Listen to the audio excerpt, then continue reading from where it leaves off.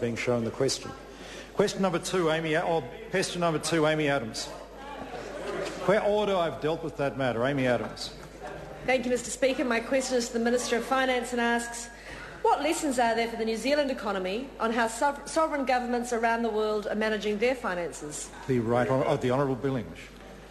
Mr. Speaker, many developed countries are working very hard to rein in their deficits created by a set of unusual economic conditions over the past decade and different degrees of unwise spending increases. The European financial markets face the possible disruption from the fact that Greece and Portugal have defaulted in all but name, and others, much larger economies such as Italy, appear to be increasingly at risk.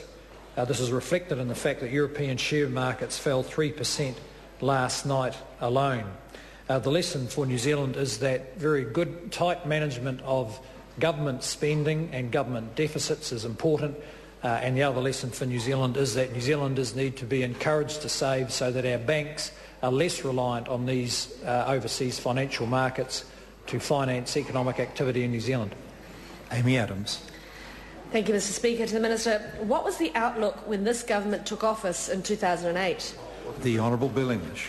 Well, Mr. Speaker, in 2000, the updated forecasts that the government received in December 2008 were alarming.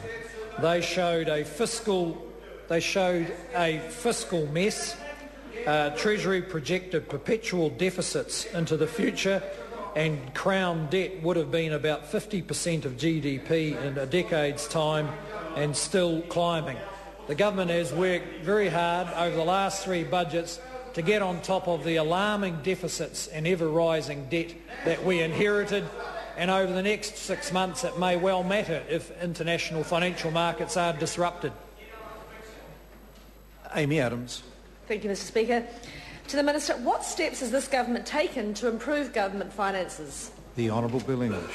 Well, Mr. Speaker, the government has struck a reasonable balance between continuing to fund activity in the economy during a recession so that we could support jobs and public services on the one hand, protecting the most vulnerable from the sharp edges of recession, but on the other hand, vastly improving the quality of much wasteful government expenditure. So now that the recession has receded, we are in a position to show a credible track back to surplus in 2014-15.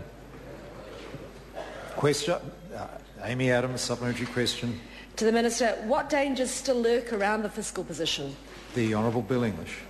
Mr. Speaker, I think it's fair to say that there are two risks the government faces: the ongoing risks of financial contagion in Europe, which could be disruptive in financial markets when New Zealand government and banks borrow money, and the other risk would be a slowdown in China. I hope the country won't face the risk of a Labor government because of the wreckage they left behind when they were kicked out of office in 2008.